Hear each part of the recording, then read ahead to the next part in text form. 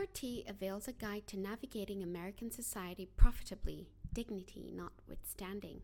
The discourse around critical race theory has been rather entertaining, except for the obvious mischaracterization and subsequent overkill simplification of this philosophical examination of American society. In a fortnight or so, MAGA and friends managed to rework the foundations that informed the actual CRT into something of a crude and irredeemably reductive nature. The new understanding of CRT goes a little like this. CRT is the dialectical, Marxist, and theoretical hellstorm that social studies teachers are using to either make children deeply hate themselves or recruit them as revolutionary soldiers from the very tender age of 3. How could parents have missed this for so long? They didn't. This rage-filled delirium over critical race theory continues to look less like it was set up by a grassroots movement of concerned parents and more like a coordinated backlash orchestrated by reactionary activists, politicians, and their media. It appears that their chief aim was to not only create a negative association to the original word, but to also restrict the seemingly disenfranchised masses from leveling an objective assessment of society. The architects of this new understanding of CRT went a step further and generously assigned the label to various cultural insanities, the increased awareness of systemic disenfranchisement, as well as any efforts to examine its impacts on American society as a whole. Still, this new and pared down to the bone definition of CRT, like the original version, is beyond the intellectual capability of a third grader. It was never about the kids. Kids were used merely as a vehicle to inspire the outpouring of moral panic that created the agency to legislate history classes. The real CRT is hardly light reading. Its material is highly sophisticated and intellectually rigorous. It is also not an exact science. It thrives on critical thinking and debate, unlike its shiny new version that begs to be immediately inscribed into law. The theory contends that even though there are no inherent biological differences between the races, beyond the superficial characteristics of skin color, the enduring social outcomes exemplified almost everywhere contradict that very fact. And while accounting for individuals' implicit biases against race, critical race theorists took into consideration the fact that maybe our laws are not exactly the neutral referee. CRT puts an emphasis on the outcomes rather than beliefs and calls for these outcomes to be examined and rectified. Granted, the theory is indeed stirring, but the brazen rejection of it by conservative legislatures sends a clear message that the days of civil rights movements are far behind us, and more so, they're unwilling to continue amending a system that supposedly relegates others for their benefit. Conservatives have also invited us all to cover our eyes, or better yet, pretend we're all racially colorblind. You can't miss a black man, can you? Okay, Jesus is Lord. Jesus was definitely not Korean, and neither was he too dark, or so they say. One thing we know for sure is that race will be the initial standard through which atheists, eclectic pagans, Catholic, born-agains, and everyone else in the middle will seek to verify the identity of Jesus, the biblical Messiah, were he to show up in a buckle of the Bible Belt town like Nashville in Tennessee. This then makes it impossible to buy into the parlace of racial colorblindness, because how else are the faithful to know? Race is part of nature's idea. It was purposeful, intentional, and beautiful until we marked it out with hate.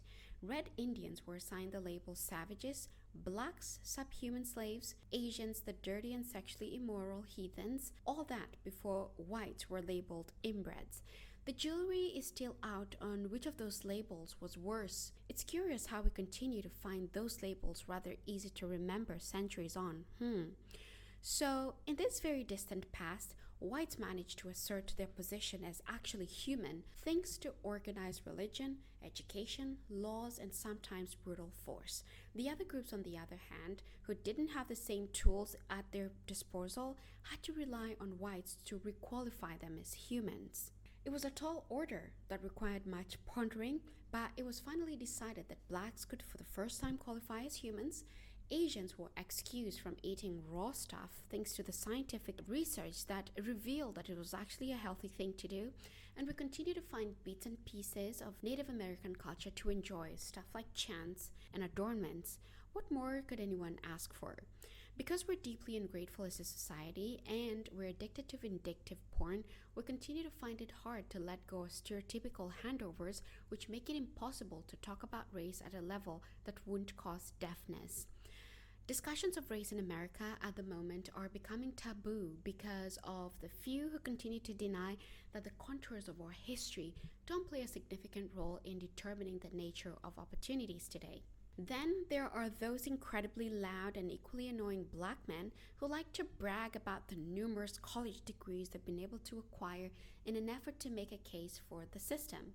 They're outliers and all that good stuff, but I've always wondered why they needed so many degrees in a single discipline. Not to discredit anyone, but something about those isolated cases screams catch up.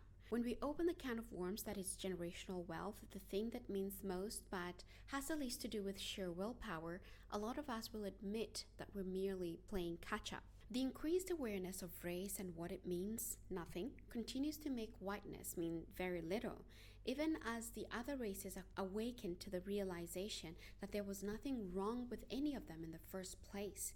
Conservative parents believe they have every reason to panic, especially those who frown upon wokeness, this notion of equality.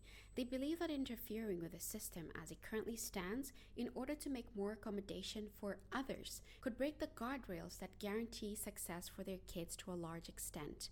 They've established that the common sense thing to do is to help spread this gospel of racial colorblindness as a sure way to make everyone feel comfortable while at the same time preserving the structures that heavily caution their kids' pathway to success. It's all fear-driven, really. Become woke, gay, and reject God and watch yourself quickly fall out of the grace of God, the system, and we cannot protect you. Become woke, hang up with the wrong crowd, and refuse to go to school, and good luck to you too. Equality is a stuff of nightmares for many conservative parents. It's all about self-preservation. Whoever said it was a bad thing, they're not going down without a fight. Conclusion. The bottom line is that the American way of life values gains made through competition. No wonder our sports and politics are so fierce. Until progressives manage to somehow birth equality and make it stick, this is where we're at. Poor whites ought to think that more than anything else, George Washington should be very disappointed in them, given all the trouble he and others had to go through in order to make enough accommodations for them. Blacks still living in the projects and other such areas ought to consider that their ancestors could very well be wondering what is taking them so long to get out. Progressives are onto this and will one day in the future surprise us all by managing to make our society equal. But until then, it is incumbent on the individual that deems themselves unpreferred to consider what they're really up against through this broad lens of a critical race theory. A careful cross-examination of the original CRT avails the individual a guide to navigating American society profitably, dignity notwithstanding. It's only then that such an individual can learn how to be who and what the system prefers. CRT can be a valuable tool for personal success. You ought to want to avoid that natural selection that absolutely takes place.